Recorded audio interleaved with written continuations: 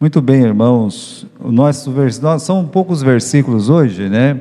Nessa primeira parte de Romanos capítulo 6, mas existem motivos que deveriam nos animar para vencer o pecado, para que o pecado não reine sobre nós. Então, Paulo ele vai discutir um pouco isso hoje, aí continua discutindo isso nas próximas semanas, porque ele entra nesse assunto, tá?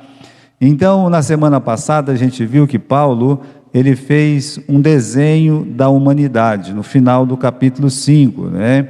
Então ele coloca a humanidade em duas situações. Ele diz assim, né? Primeiro, a humanidade sobre os efeitos do pecado de Adão, porque Adão representava toda a humanidade. Então, como é que ficou, né? O Adão pecou, como ele representava a humanidade, logo todos pecaram. O que aconteceu? Havia um decreto de Deus que se ele comesse do fruto da árvore que ele proibiu, viria a morte. E aconteceu a morte física, a morte espiritual da humanidade, mais do que isso, essa separação, né, de Deus, portanto ela está perdida, a humanidade está condenada. Isso é Adão, isso é o pecado de Adão, isso é os efeitos do pecado de Adão. Agora, também o Paulo ele faz um desenho, como pode ser o homem sobre os efeitos da justiça de Cristo. Então ele diz, né, olha, Jesus não pecou, ele cumpriu todas as exigências de Deus, e assim como a morte veio por Adão, toda a humanidade pode receber a vida eterna em Cristo, pela fé, né? Então, meus irmãos, a todo que crê, deu-lhes o poder de serem feitos filhos de Deus, pela fé no nosso Senhor Jesus Cristo. Aí nós falamos a semana passada, nós colocamos um desenho na tela, assim, Adão, os efeitos do pecado, e Jesus e os efeitos da sua obra meritória, os efeitos do Calvário. Então Adão, ele traz o pecado, com ele entra a morte, além disso, a perdição. Agora em Cristo, lá na cruz de Cristo, nós alcançamos a justiça, somos justificados. Quanto Paulo já trabalhou essa questão da justificação aqui no livro de Romanos. O que é ser justificado por Deus? É Deus olhar para você e dizer que você está justo, que você não tem pecado. Então, você recebe a justiça divina, você recebe como prêmio a vida eterna, né, que é a salvação. Então, irmãos, a humanidade hoje, ou ela está em Cristo, ou ela ainda está em Adão.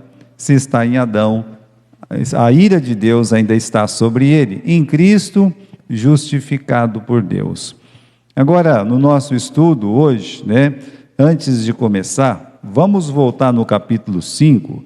No final do capítulo 5, o apóstolo Paulo usou a seguinte frase no versículo 20, tá bom? Ele diz assim, veio a lei, né, capítulo 5 e versículo 20. Vamos achar aí, tá? Veio, porém, a lei para que o pecado abundasse, mas onde o pecado abundou, superabundou a graça. Veio a lei para que o pecado abundasse, para que não ficasse nenhuma dúvida de que somos pecadores. Então a lei, ela mostra isso. A lei é o espelho que mostra a nossa deformidade espiritual. Então, quando você olha para a lei, fica bem claro para você o quanto você é pecador. É mesmo estranho que uma pessoa pode olhar para a lei e se sentir justa, se sentir vitoriosa sobre o pecado. É muito estranho isso. E é essa estranheza que Paulo sempre discute, essa é a estranheza que o Novo Testamento tenta tirar do coração dos judeus, ali, meus irmãos, que se consideravam justos. Então, quando nós olhamos para a lei, para aqueles que sejam os 10 mandamentos, você olha para a lei e você pode dizer, como eu sou mau, como eu sou um pecador, como eu tenho sido rebelde com Deus.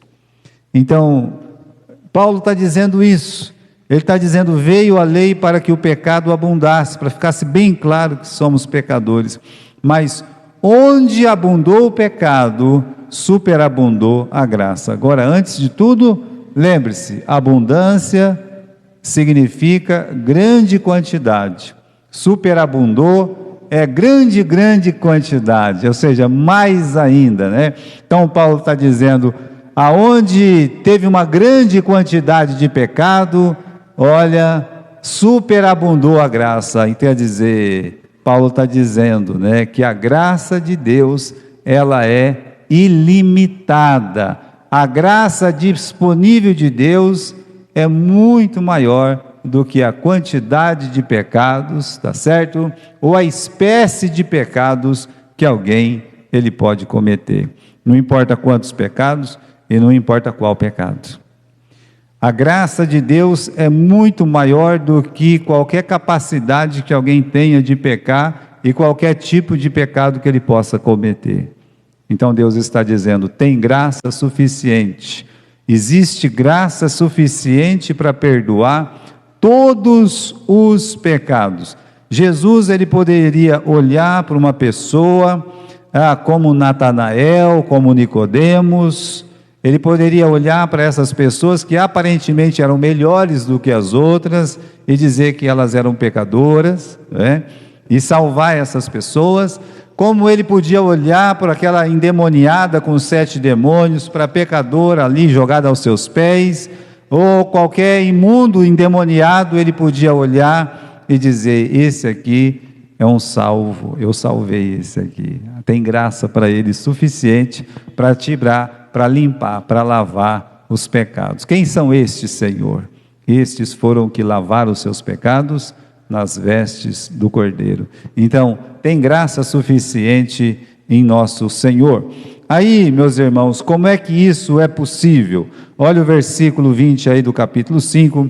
Veio, porém, a lei para que a ofensa abundasse, mas onde o pecado abundou, superabundou a graça. Para que assim como o pecado reinou na morte, também a graça reinasse pela justiça para a vida eterna, por Jesus Cristo, o nosso Senhor. Como é que é possível ter tanta graça assim em Deus? Então a resposta é por Jesus. Por Jesus. Em Jesus nós temos essa graça suficiente. Ele poderia colocar ali por merecimento, mas não. É pela graça. Essa graça é a obra meritória de Jesus. Por isso, meus irmãos, olha, quando nós falamos de graça, nós temos uma música, né, que muitos cantam, graça maravilhosa, graça. O que é graça? Graça é o que nós recebemos sem merecer. Olhar para Deus é olhar para a graça. Porque Deus é o Criador. Estava falando ontem lá na igreja do Morumbi, quando o salmista diz assim, ele é o Criador, não, o salmista não, o profeta Isaías, ele é o Criador dos confins da terra. A gente imagina a terra, né? A gente imagina a terra, quando você imagina a criação de Deus, a criação da terra, vamos colocar as cataratas do Iguaçu aí, né? Vamos colocar só coisa bonita, os maiores lagos, os lugares mais lindos que existem. Mas o nosso profeta Isaías, quando ele vai falar de Deus, desse Deus eterno, ele fala, ele é o Criador dos confins da terra, daqueles lugares que parecem esquecidos, daqueles lugares terríveis, daqueles lugares que nós não conhecemos. Ele criou aquilo ali, ele é o mesmo Deus. E se você pode olhar e tem um animal de estimação que você cuida muito, ou um lindo passarinho que você enxerga, você tem que imaginar que esse Deus maravilhoso, ele criou todos aqueles seres horríveis que a gente imagina ser muito feio, mas que existe uma utilidade deles para a nossa vida também, naquele lugar do mundo que nós não conhecemos. Deus, meus irmãos, é o Deus da graça. Será que nós podemos parar para pensar um pouquinho sobre esse Deus da graça, né?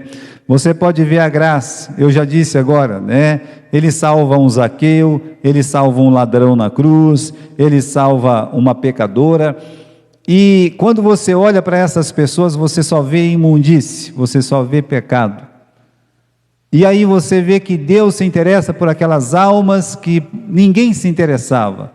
Zaqueu era uma pessoa que ninguém se interessava com ele, o expulsava, mas Jesus o amou. Isso é graça. E aí, meus irmãos, nós nunca paramos para pensar na graça que Deus gracioso, olhando para nós. Porque nós sempre nos achamos mais merecedores do que de fato somos, mas nós não somos. O que eu fiz para Deus me amar? O que eu fiz para Deus me perdoar? O que eu fiz para Deus me salvar? Não, eu fui para a igreja e entreguei minha vida para Jesus, parabéns, é isso mesmo. Acontece que a tua vida não acabou ali, a tua história nem começou ali, nem acabou ali. Nós começamos a imaginar, a pensar e engrandecer a Deus na sua graça, quando nós sabemos que mesmo depois que entregamos as nossas vidas a Jesus, continuamos a serem seres desprezíveis, seres pecadores, que nós de fato não merecíamos nem antes, nem durante, nem depois a salvação de Deus. Então, a melhor forma de você pensar na graça não é olhar no ladrão na cruz. Ele poderia olhar para si próprio. Ele olhou para si próprio. E quando o ladrão na cruz olhou para si próprio, ele diz assim: olha, nós estamos aqui porque de fato nós merecemos essa morte. Então ele sabia quem ele era, ele sabia o que ele tinha feito, o que ele fazia de errado. E nós sabemos? Nós paramos para meditar nesse Deus da graça olhando para nós? Olha, o Salmo 104, gostaria que os irmãos abrissem rapidamente ali no Salmo 104, né? E tem alguns versículos ali dentro do Salmo 104. Deixa eu encontrar aqui esses versículos no Salmo 104, que é um salmo de louvor a Deus, né?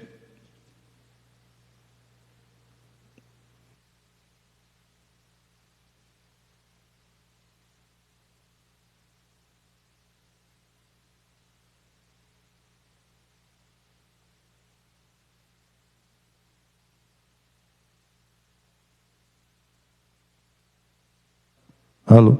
Desliguei mesmo, né? Então vamos encontrar aqui, tá certo? Vamos ver.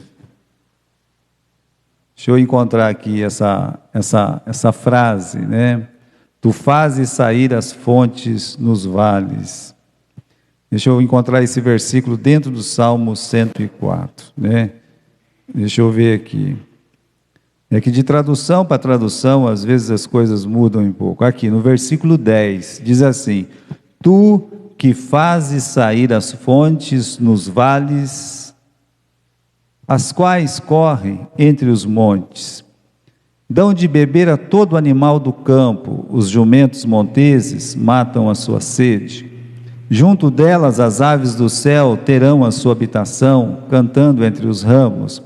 Rega os montes desde as suas câmaras, a terra farta-se do fruto das suas obras, faz crescer a erva para o gado, a verdura para o serviço do homem, para fazer sair da terra o pão. Meus irmãos, eu estava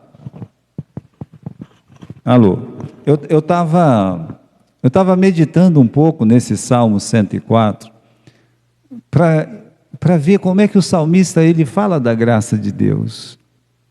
Ele fala assim: olha, Deus ele faz sair dos montes lá, né, as águas, e essas águas que saem desses lugares, ela vai descendo, e o que ela faz? Primeiro, ela dá de beber para aqueles animais silvestres lá, que quase a gente não tem acesso. Depois essas águas vão descendo e elas vão fazendo com que a relva se verdeça, vai dando água para os passarinhos, o camarada usa essa água para fazer uma horta, dali arrancar o seu pão. Olha, um simples ato de Deus Ele alimenta o mundo inteiro. Com essa água que sai do versículo 10, essa água aqui os passarinhos estão tomando, as cabras monteses estão tomando, a mesma água que nós bebemos, a mesma água que nós regamos a nossa horta para poder comer, sobreviver. Isso é um Deus maravilhoso. Que Deus maravilhoso. Agora, irmãos, isso tem um sentido muito maior quando você está lá em Israel. Porque quando você está lá, você fala, como é que sai água daqui? Só tem pedra. É um lugar que só tem pedra. E você fica imaginando, como é que tem uma cabra aqui, que isso aqui só tem pedra? E aí você fica imaginando, como é que pode isso? Então, irmãos, você vai olhando aquele lugar que só tem pedra, você vê um monte de animal silvestre lá no meio daquelas montanhas secas. O que eles estão comendo? O que eles estão bebendo? Deus está dando água e comida para eles de alguma forma. Aí você olha, desce um pouco mais para baixo, você vê os pássaros nesses lugares, e mais para baixo ainda, num lugar tão seco como aquele, você vê os alimentos sendo produzidos. Se o nosso cacho de uva aqui é desse tamanho, o de lá é enorme, muito maior. É inexplicável. É esse Deus, Deus gracioso de todas as formas, incluindo a salvação. Então, com um Deus tão maravilhoso desse, vamos voltar aqui no capítulo 5 de Romanos, no versículo 20, porque ele falou assim, onde o pecado abundou, superabundou a graça, né? Aí o homem olha e fala, oba, né? Oba, então vamos pecar à vontade. Onde abunda o pecado, superabunda a graça. Nós vamos pecar, porque esse Deus é um Deus que perdoa mesmo. Então, o que Paulo está fazendo?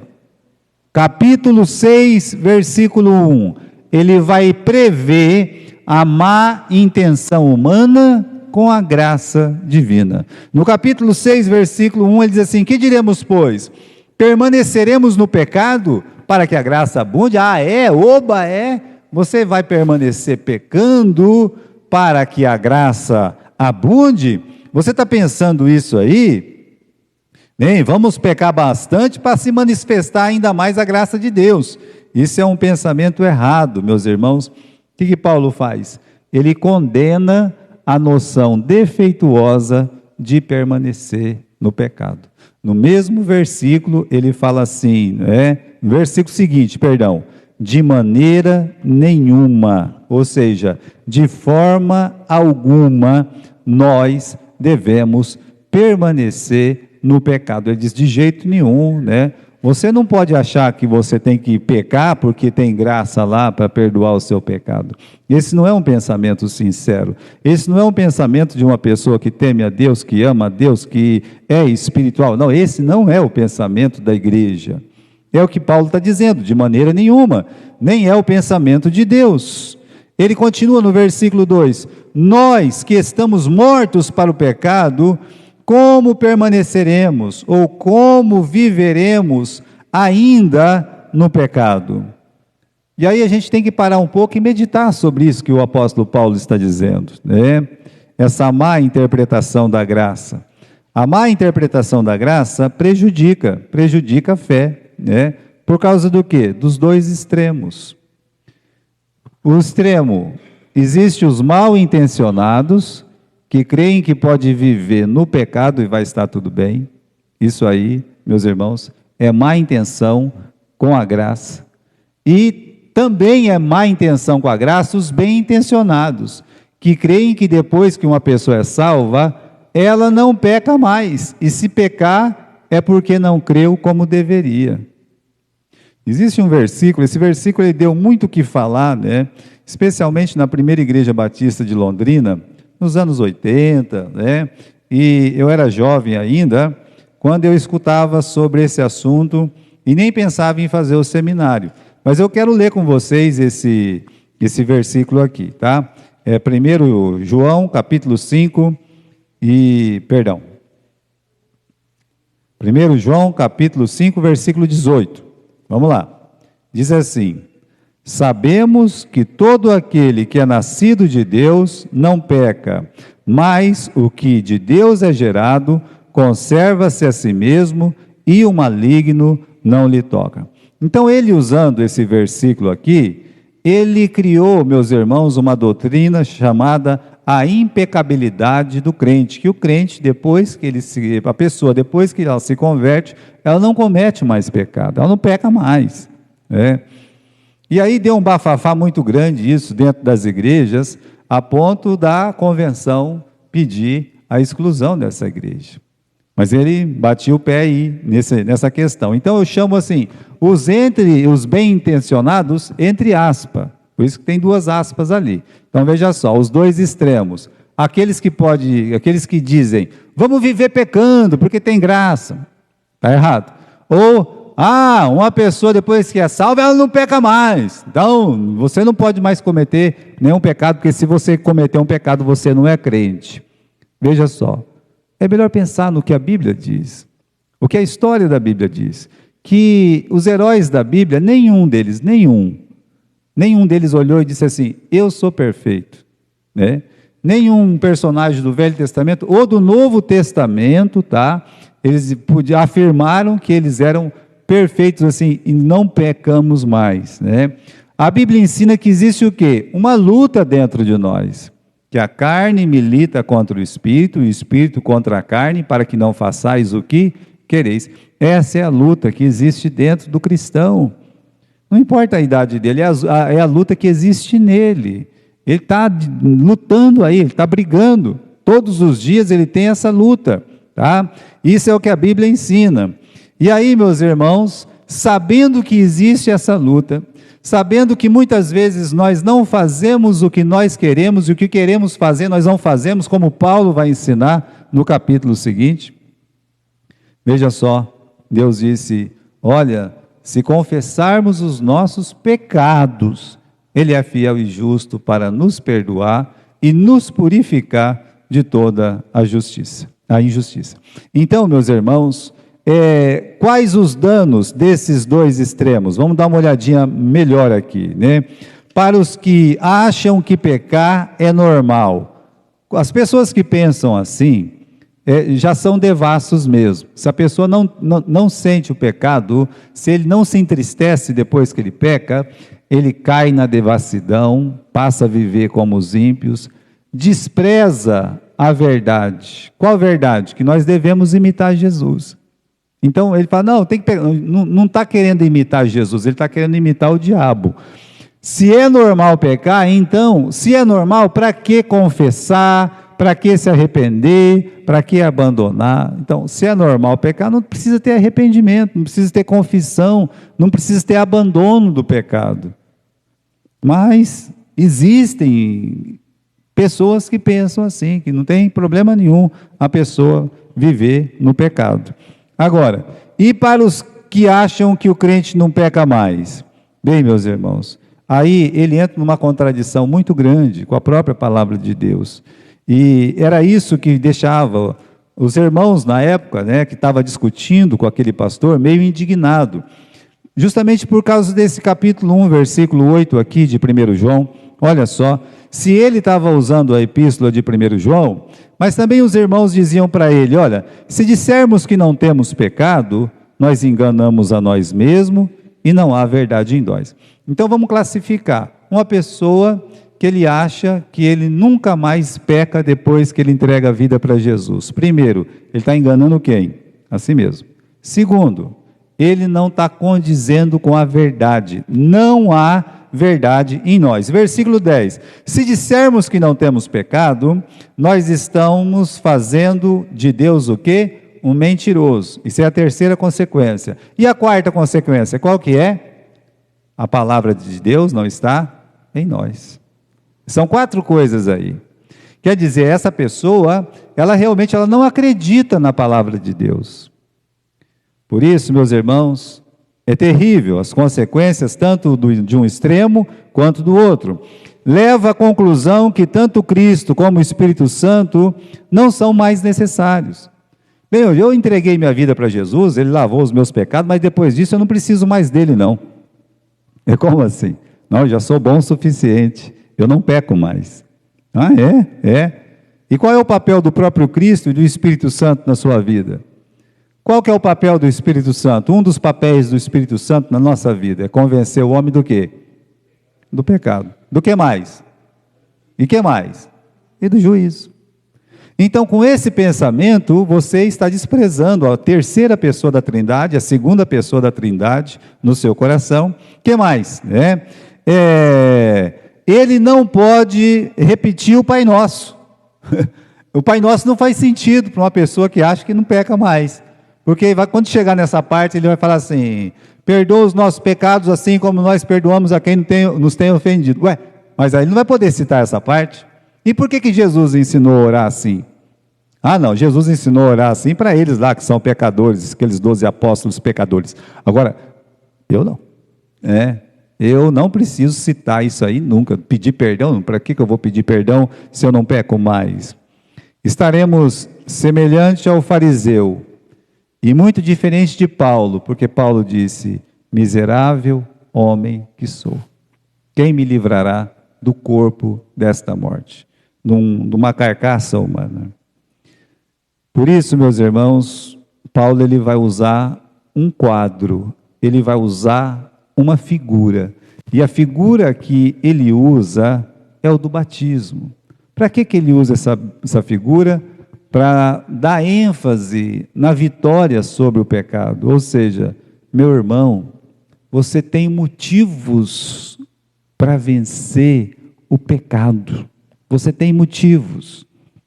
Veja, meus irmãos, ele vai usar o quadro do batismo. Primeiro porque nós somos esquecidos, né? O crente, ele esquece facilmente tudo, porque o homem esquece tudo. O homem, ele só não esquece uma coisa má que alguém faz para ele. Sabia?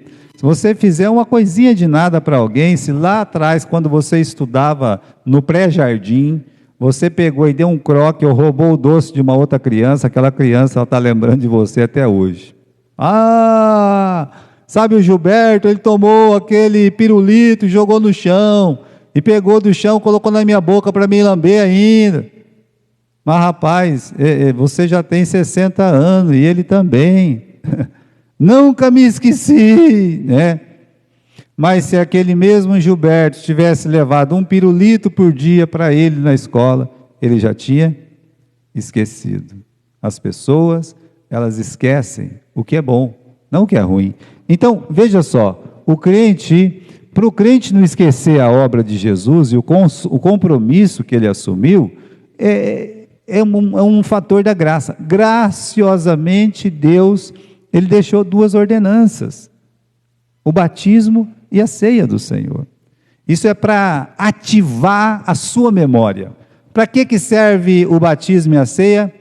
Ativar a memória do crente, né? Então, meus irmãos, a figura do batismo, ela nos faz refletir sobre a obra de Jesus na cruz. Só isso? Não. A figura do batismo ainda nos lembra do compromisso que nós assumimos com Jesus quando recebemos Ele como Salvador. Então, são duas coisas. Para lembrar o que Cristo fez, o batismo lembra o que Cristo fez por você, mas o batismo lembra também o compromisso que você assumiu com Ele. É para isso que serve o batismo. O batismo é um símbolo da obra meritória de Jesus por nós. Não é sacramento, porque não salva ninguém, tá? Foi dado por Deus, porque Ele sabe que nós somos esquecidos, já falei sobre isso, representa a morte, sepultamento e ressurreição de Jesus. Por isso, nós batizamos como Jesus batizava, nós batizamos como o João Batista batizava, nós batizamos como a Bíblia ensina a batizar, nós batizamos no verdadeiro sentido da palavra batismo, que significa imersão. Nós batizamos de acordo com as Sagradas Escrituras, ou seja, mergulhamos o nosso candidato, e quando aquele candidato está sendo mergulhado, quando ele tomba, quando ele cai, simboliza sua morte.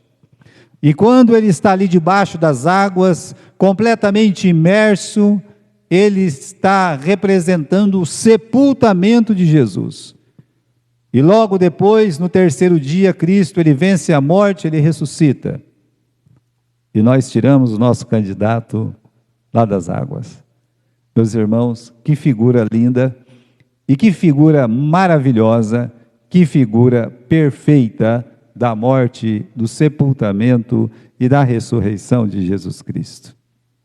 É mesmo uma pena que algumas igrejas não somente não batizam por imersão, que é um pleonasmo, mas é uma forma mais interessante de se compreender, não usam o método de imersão para efetuar a ordem de Cristo, não fazem isso, mas eles vão inventando as modinhas deles e ainda defendem bravamente isso aí.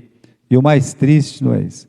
O mais triste é ver, meus irmãos, pessoas que conhecem a palavra de Deus, praticamente idolatrando esses homens, como se eles fossem os grandes conhecedores da Bíblia mesmo, rejeitando positivamente a ordem do batismo, rejeitando positivamente o milênio, né, o pré-milenismo, mas as pessoas costumam idolatrar esses campeões da internet. Cuidado, batismo é imersão, né? Não é por imersão, batismo é imersão.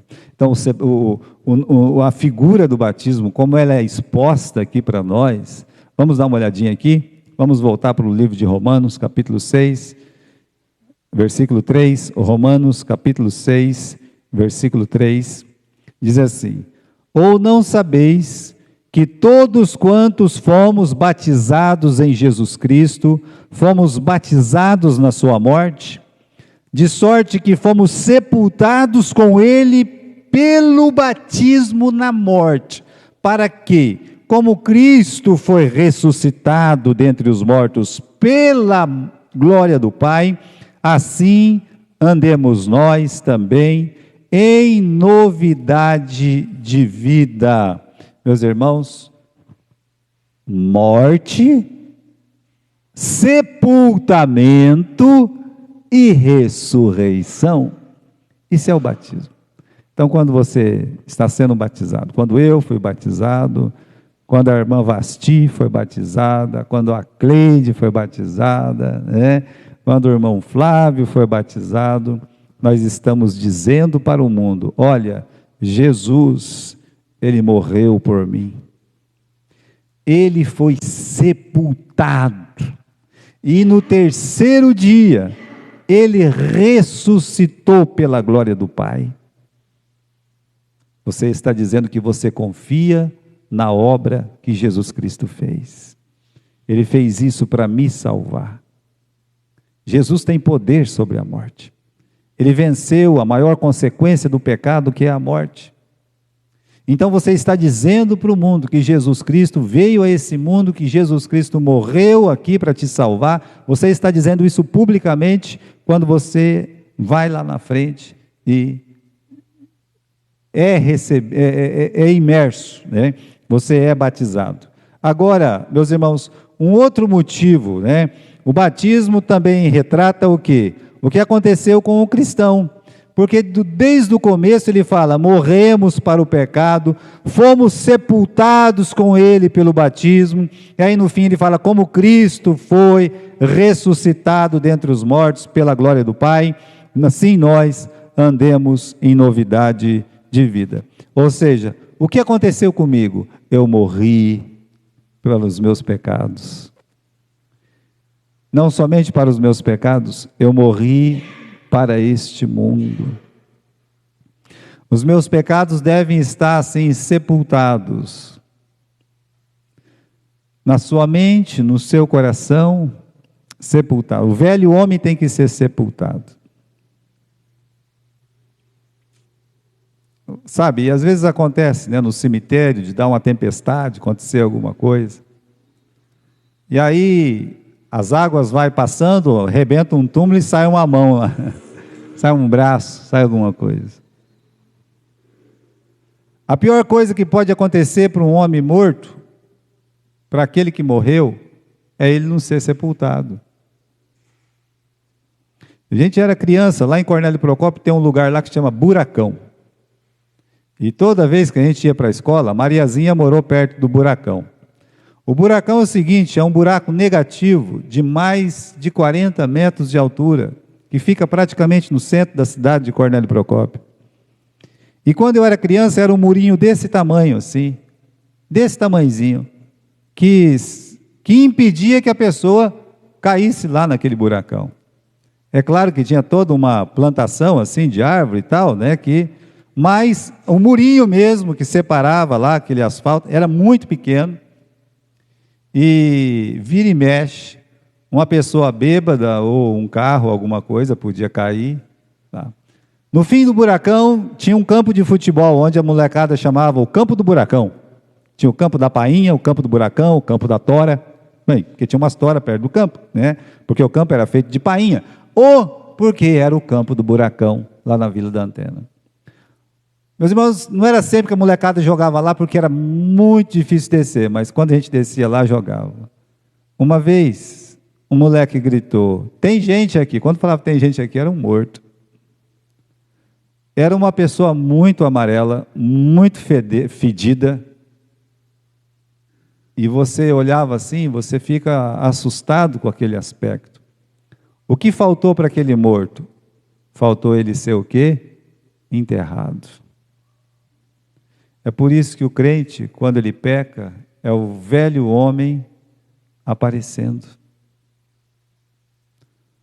E quando esse velho homem aparece com a sua podridão, realmente é feio, é desagradável. Sepulta ele. Mortos, sepultados, ressuscitados. Então nós estamos dizendo para o mundo, olha, eu morri para vocês, eu morri para o pecado, e eu sou um novo homem, eu sou uma nova criatura. É isso que Paulo está dizendo aqui para os romanos. O batismo não apenas mostra o que Jesus Cristo fez para você, mas o batismo, ele mostra a sua decisão, o seu compromisso que você assumiu com Jesus Cristo. O batismo mostra quem você realmente é. E quem você realmente é quando você entrega a sua vida para Jesus? Você é uma nova criatura. Por isso ele diz no final, para andar em novidade de vida. Então, meus irmãos, o cristão ele se torna uma nova criatura, as coisas velhas já se passaram, tudo se fez nova. Por isso, que imagem maravilhosa é o batismo. É uma imagem maravilhosa. Diz ao mundo que pertencemos a Cristo, nos identificamos com Cristo, fomos unidos a Ele, pertencemos a Ele. E aí tem até uma alusão aqui, né, da aliança de casamento. Usar a minha aliança de casamento não me torna casado. Eu posso tirar e continuo casado, né? Minha aliança de casamento é um símbolo, diz a todos que eu pertenço a alguém. Então você usar a sua aliança ou não usar, não quer dizer que você é ou não casado. Mas quando você usa, você está dizendo para todo mundo, olha, eu sou casado. Não é assim? É. Nós fazemos isso, eu sou casado. Mesma coisa o batismo. É. Olha, meus irmãos, o batismo não faz de você um cristão ou não cristão. Mas quando você obedece à ordem dele, é batizado, você está dizendo para todo mundo, eu sou um cristão. É o primeiro passo de fé pública que você dá depois de entregar a sua vida a Jesus. O passo de obediência. Então, o batismo nos lembra que não devemos mais servir ao pecado. Lá no versículo 6 está escrito assim, sabendo isto, que o nosso homem velho foi com ele crucificado, para que o corpo do pecado seja desfeito, para que não servamos mais o pecado. Ou seja, o batismo nos lembra que há poder em nós, e esse poder vem do Espírito Santo para não servir mais o pecado. Ou seja, nós podemos até pecar, mas nós temos uma ferramenta poderosa para nos auxiliar a vencer o pecado. Não servir mais o pecado, não viver numa vida de pecado, é isso que ele está dizendo. E aí, meus irmãos, o batismo finalmente também nos lembra que nós devemos viver para Cristo. Aqui no versículo 11, vamos lá.